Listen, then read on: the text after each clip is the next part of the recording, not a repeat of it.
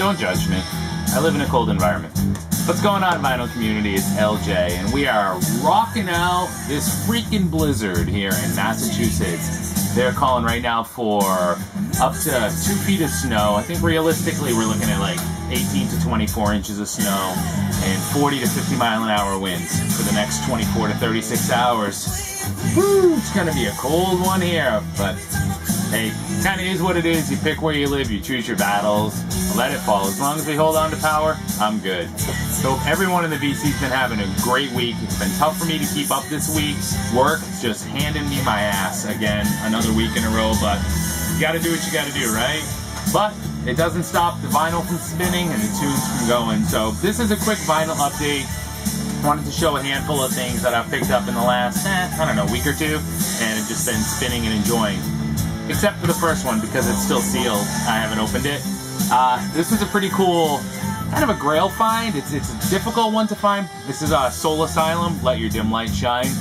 I love Soul Asylum. They actually just dropped a new album, which is pretty unbelievable. It's not on vinyl as far as I know.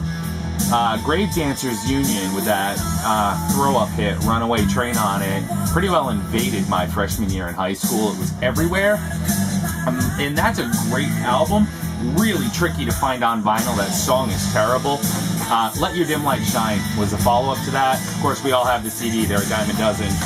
But the vinyl is actually really, really tough to come by. I was able to find this one, still sealed.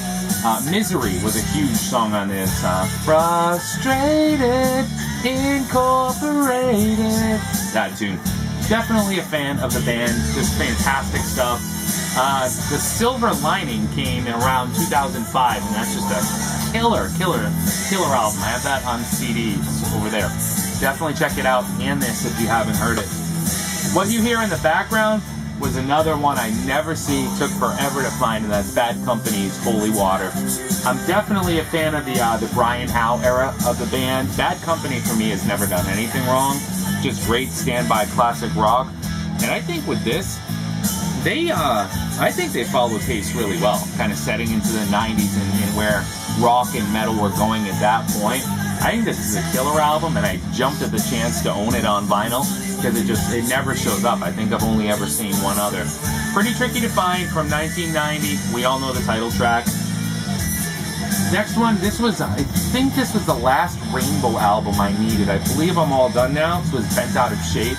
This showed up for just a couple of bucks. You have Jolene Turner on vocals, still have Richie Blackmore with the band. This is on Mercury from 1983. It showed up in gorgeous condition and for a great price. Another one I don't see too often that I was stoked about is Girlschool. This is Hit and Run. Girlschool is, aren't they the longest running U.S. female band I read or something like that? Like they've never stopped. And they're still going today. Hit and Run, this is a U.S. release on Stiff Records. Cool label on this one, check this out. Hit and Run, the proper Girlschool UK release, never came out on vinyl in the U.S. So this was like a compilation of their first album and the Hit and Run album.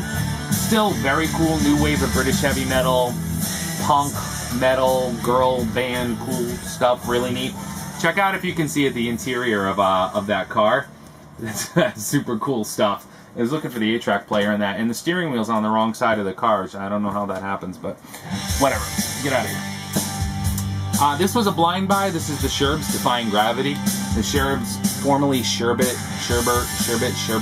what the hell ever, from the 70s. This is 1981. Kind of just a cool 80s rock, AOR kind of release. A good listen. Definitely enjoyed it. A blind buy for a couple of bucks. So was this, Ian Dury and the Blockheads. I had never heard of them before. Again, kind of going just based on the back cover, what you can gather from the notes and stuff on the cover.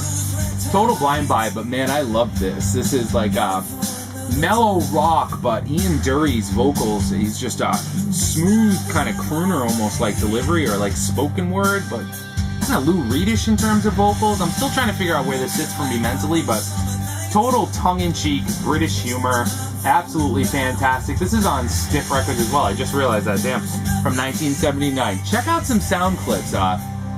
Just the lyrics and the delivery and the commentary. It's almost, I don't know, kind of ska-ish in a way.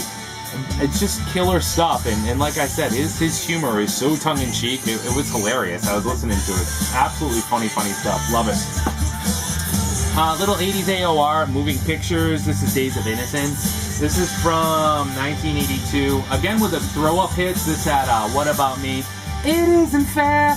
I don't know. I want my share. And I'm not even sure if those are the right lyrics, but it doesn't matter because that song blows. But the rest of the album is, it's a lot like a Foreigner, you know what I mean? Just AOR, rock sound. And my old copy was obliterated. I just never replaced it. I figured one would come along eventually, and it did. Cool cover, cool album if you can skip that track.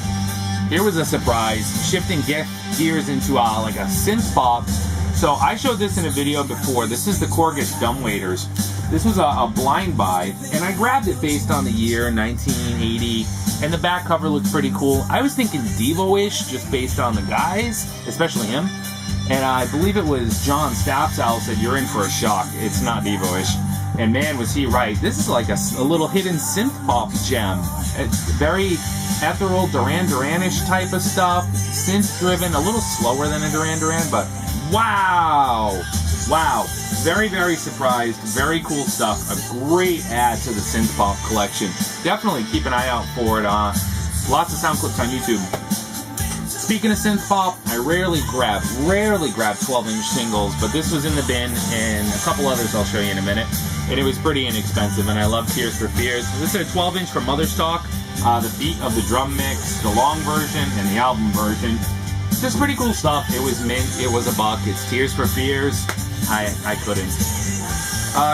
Here's 3 other 12-inch singles. Again, I almost never buy them, but I gotta admit, I like Sting. So here's a 12-inch for If You Love Somebody, Set Them Free. It's a 4-track 12-inch. If You Love Somebody, Set Them Free, Another Day, and then 2 other versions of that song. This is from The Dream of the Blue Turtles. Again, kind of same thing in Sting doing his pose. Kind of neat. Very inexpensive. Here's a 12-inch for Russians, Gabriel's Message, and I Burn For You Live from Dream of the Blue Turtles. Sorry. Here's the back cover. And We'll Be Together from Nothing Like the Sun. This has Conversation with a Dog, and We'll Be Together, a few versions of that. I like Sting. I rarely buy 12-inch singles, and they were kind of all right there, and they were all inexpensive, so whatever, I grabbed them. My last video vinyl update I mentioned, and there's only 4 left here that I found some country, but I hadn't showed it, and I did make a commitment after my country video to start including them in vinyl updates. So here's Mel Tillis. Welcome to Mel Tillis Country. I grabbed this because I love early 70s country, and I loved the picture. The artwork here was just awesome. Check that out. Isn't that cool? So I grabbed it. I've listened to Side A. It's not bad. It's pretty cool. It's not outlaw, bang bang, shoot 'em up country, but it's early 70s country. It's cool. I actually like looking at the cover more than I like playing it. Early Johnny Paycheck. Well, early, yeah, 72. Someone to Give My Love To. So Mr. One Day would tell everyone to take this job and shove it. Thought that was a pretty cool ad. A little slow, but that's kind of like your sad country, right? Like, I want my baby back, and I lost my job stuff. Waylon Jennings, I definitely, as E.L. Peter said, needed a Waylon injection in my country collection. He was right. Good Hearted Woman showed up. This is the Best Buy series. Very cool stuff. You gotta love Waylon, and Waylon just does it right. It's on RCA. Pretty cool album. And the last one here, this is just, I never see early George Jones. Look how young he is, and just the overall feel of it. So this is George singing 14 top country song favorites. Pretty cool. I listened to side 1, Ancient Mercury micro groove long playing label. Pretty cool, just super early country. And it's so early. It's right from Beaumont, Texas comes a young ex-Marine that has sung and comprised some of the most popular country music in recent years. It's just super early. I see a lot of George Jones sappy, crappy later stuff, but it's rare that I see the early stuff, so I snapped it up quick. That is it for a quick vinyl update. I've been keeping up with everyone's videos on the move. I can't always comment, especially if I'm watching them from my phone, for 2 reasons. 1, I can't figure out how to do it, and 2, my thumbs are too fat. It is what it is. Everybody keep the videos coming. I am watching them. I try to make it a point to comment when I get back behind the laptop to do it. It just doesn't always happen.